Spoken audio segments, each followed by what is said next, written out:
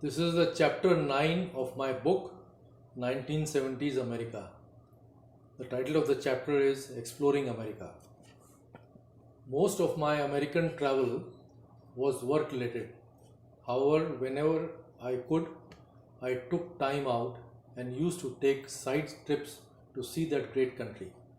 During one summer break, I and Nandini decided to travel to the southwestern states and then to California to see solar energy work being done in various universities and organizations, and also to visit Grand Canyon, Carlsbad Caves, and see cities like San Francisco, Los Angeles, etc. I had just finished my qualifying exam and nearly finalized the topic I would be working on for my PhD. Nevertheless, I thought it would be wonderful to go and see what major labs and universities were doing in solar energy and maybe to get some inspiration from their work. There were a lot of activities in energy R&D in US during President Carter's era, which was from 1976 to 80. And he had in fact called creating national energy security as moral equivalent of war. Hence, not only universities but national defense labs like Sandia Labs in Albuquerque, New Mexico, had started working in solar energy. In those times, there was Ameripass of Greyhound Bus Company, which allowed unlimited travel in $100 to any city in US for 1 month. Thus, we felt this would be a great way to see America.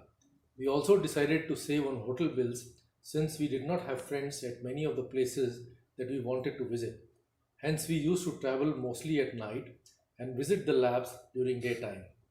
Later on in 1978, I gave the same Greyhound pass to my parents when they were visiting me. This allowed them to travel all over US and enjoy America. Our first stop was Albuquerque in New Mexico to see Sandia Labs. An interesting incident happened at the New Orleans bus stop. Our bus from Gainesville reached there around 4 a.m. in the morning. There was a half an hour stop, so we started getting down, still groggy and sleepy. At the bus exit door, an immigration officer stopped me, flashed his immigration badge, and asked me for my passport. I was half asleep, but felt affronted by this sudden confrontation. So I asked him to show his badge properly. He was slightly taken aback, but showed it and told me not to touch it. Once I was convinced that he was a genuine immigration officer, I asked, "Why do you need my passport? I do not carry it with me all the time." "Sir, you should carry it always with you. We are looking for illegal Mexican immigrants," he replied. After I showed him my UF photo ID, he left. It is unimaginable in the post 9/11 scenario to have an exchange like this. I would have been in real trouble for questioning an immigration officer. Sandia Labs in those days was doing pioneering work in solar power. In 1975, they had set up the world's first 5 megawatt solar power plant.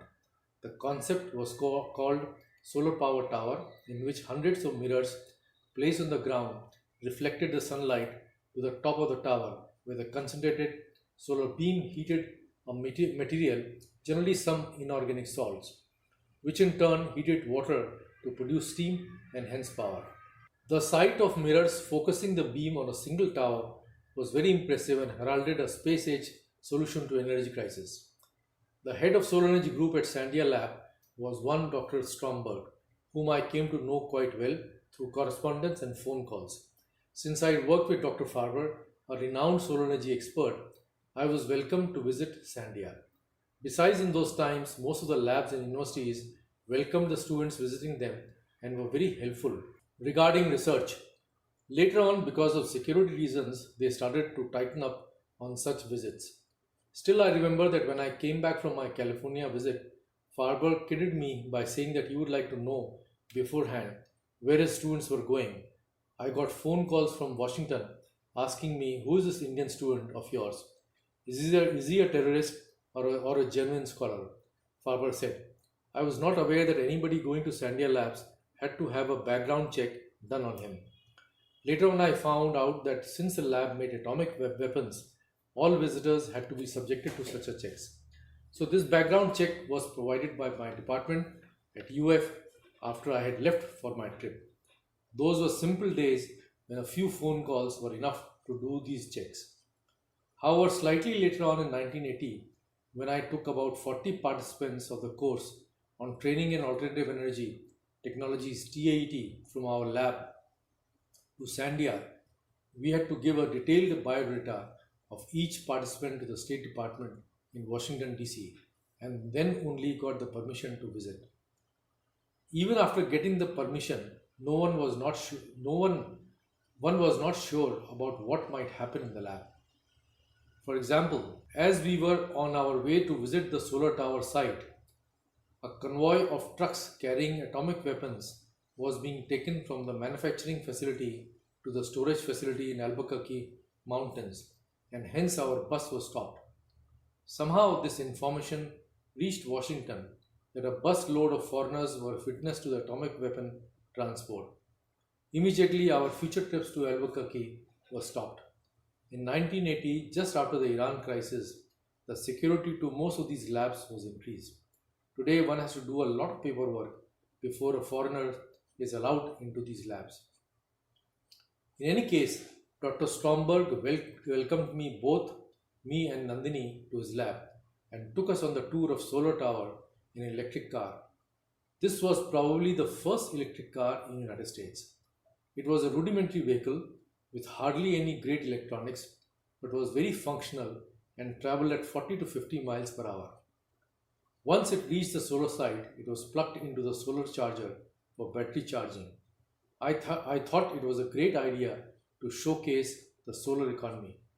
The solar tower facility was very impressive and was basically a research lab where dozens of doctoral and postdoctoral students were conducting research on various aspects of electricity generated by solar thermal process.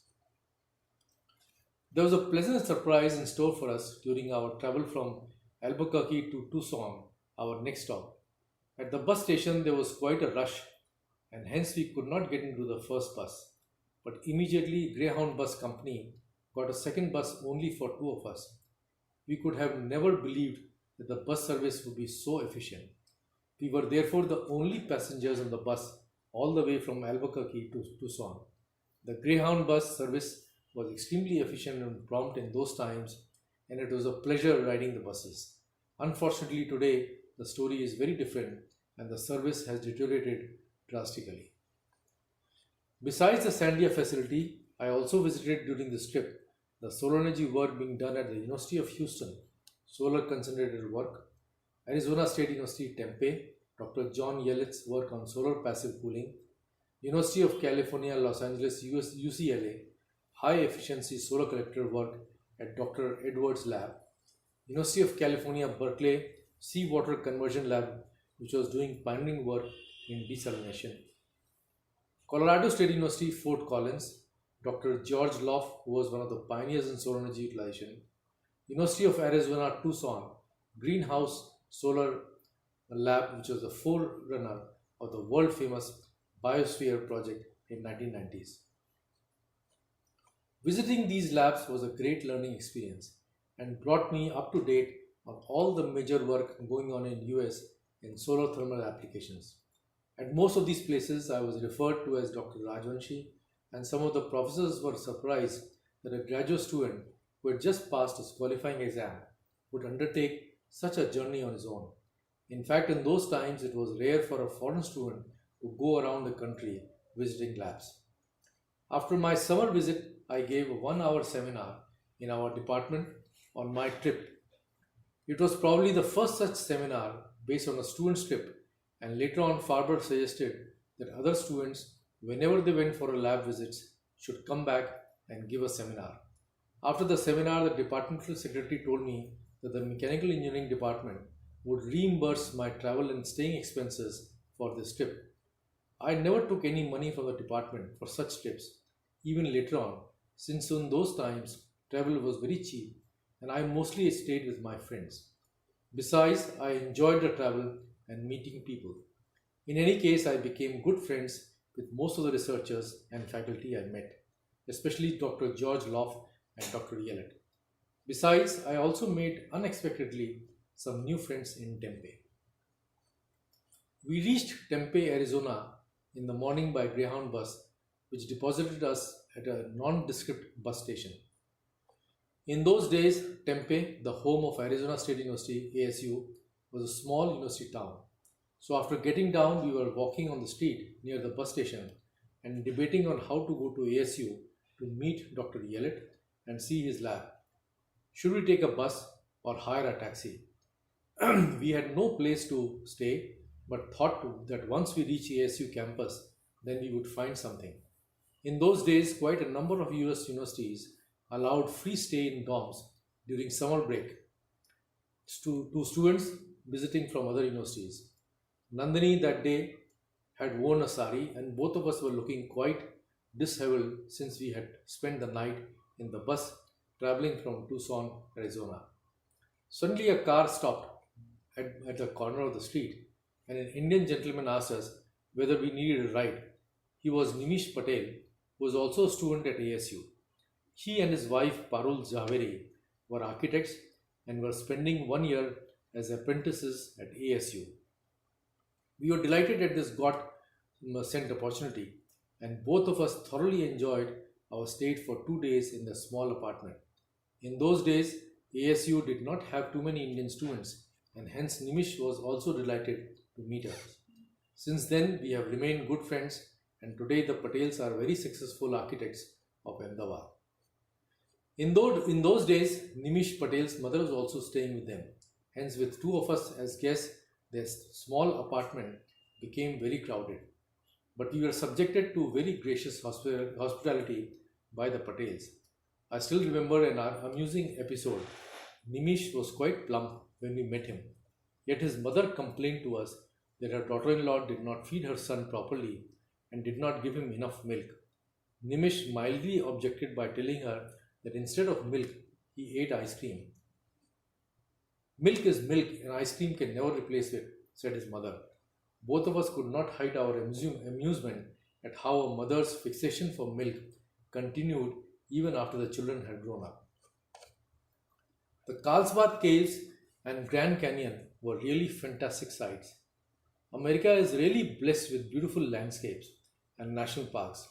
Besides, they have been maintained well so visitors can see and appreciate the natural beauty. This was quite a contrast to what I had seen in India. In fact, some of the places in India have unsurpassed natural beauty, like beaches of Maharashtra, Himalayan mountains, or rainforests of Kerala. Yet we do not keep these places clean or visitor friendly. In Grand Canyon, we met a Japanese group which had 10 to 15 members. They were not interested in seeing the beauty of the canyon, but only in taking photographs. At every scenic spot, they would get down from the shuttle bus, quickly take photographs, and again get back on the bus. When I suggested to them that they should sit and enjoy the beauty of the landscape, the head of the delegation said, "We will sit in our living room and watch all these lights." Japanese have always been known to be great photographer takers. Hence, when I was leaving a Japanese delegation, which had been visiting our solar lab at the Gainesville airport, the head of the delegation even took a photo of my car number plate. I crisscrossed the country later on many times and tried to see as many of the national parks and landscapes as possible. Thus, I saw the Rocky Mountain Range at Yosemite National Park, where we stayed in a log cabin for a week. Similarly, we traveled to Smoky Mountain Ranges, where I did some trekking, etc. Besides this, there were many opportunities for camping.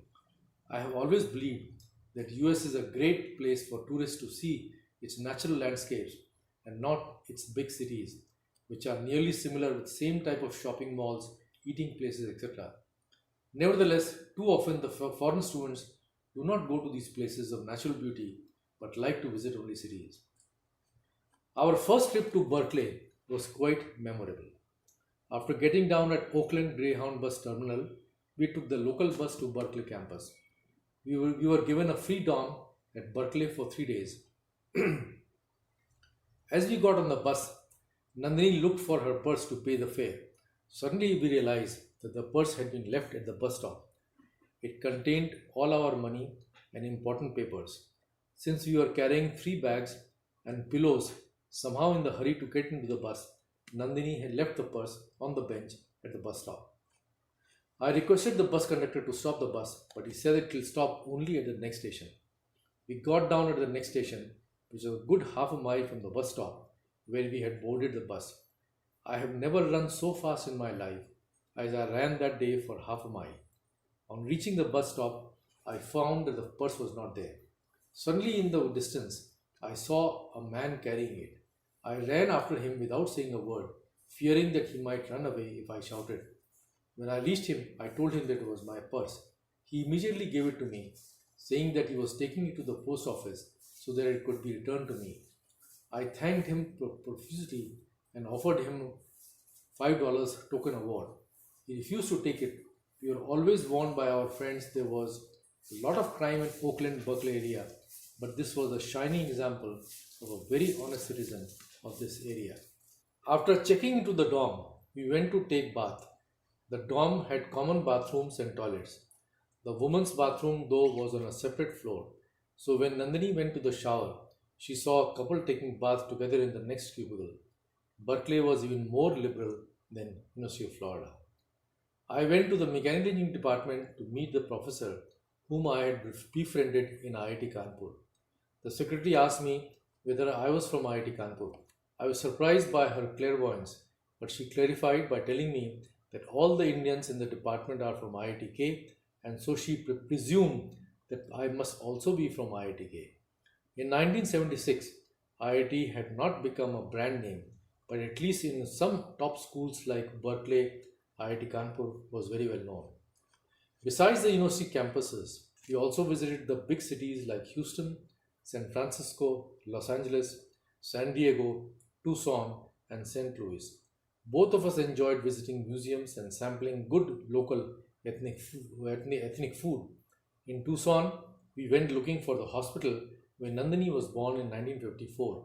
However, to our dismay, we found it was demolished and in its place stood a shopping mall. We were suckers for visiting museums and to see great work of art and exhibitions. Besides driving to New Orleans in 1977 just to see Tutankhamun's exhibition, we also saw the Picasso Perspective exhibition held in New York Museum of Modern Art in the summer of 1980. We stood for 6 hours in a long queue in New York to get the tickets and another 4 hours to enter the museum. This was the longest I had stood in any queue in the United States. Later on, during my many travels in the United States, there were quite a few amusing incidents. I was once driving through Kansas State when we decided to stop for night at a very small town called Oakley. If I remember correctly, in 1979, the town population was probably 500. There was only one hotel and one decent restaurant. So when we went to eat in the restaurant, almost the whole town came to see us since Nandini was wearing a sari. I guess in those days, very few Indians passed through such conservative small American towns. Similarly, I had gone to Fort Collins, Colorado for a conference in 1980.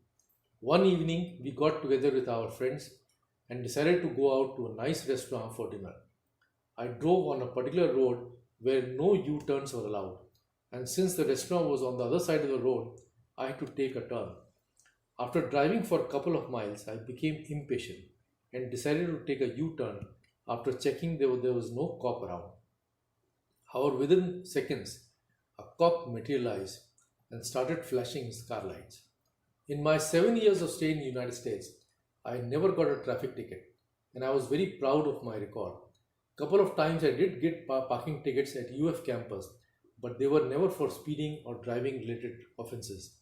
This would therefore would have been my first traffic violation. So I was very afraid that my record will be tarnished. I got out of the car and told the cop, "Sir, I am totally guilty of wrong conduct and will accept whatever ticket you give me." Normally, there is a tendency in the drivers to argue with the cops in such situations. So this cop sensed my feeling of guilt and was very surprised at my frank admission. "Sir, where are you coming from?" he asked. I told him from Gainesville. So he replied, "Yes, sometimes these U-turns are pretty bad and get on the nerves of out-of-town drivers. Please drive carefully next time," and let me off without a ticket. Another travel-related incident was not very memorable.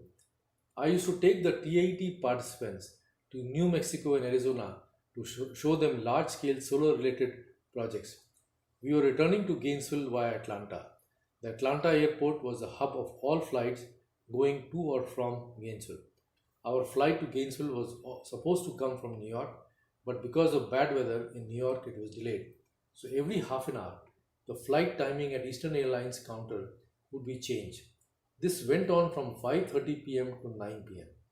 Meanwhile, our request to meet a manager of Eastern Airlines was turned down. Finally, in a fit of desperation, we informed the Eastern Airlines staff politely. Then in the morning, they would see a story in the Atlanta Journal, local paper, about how 40 foreign dignitaries were stranded at the Atlanta airport because of the stupidity of Eastern Airlines.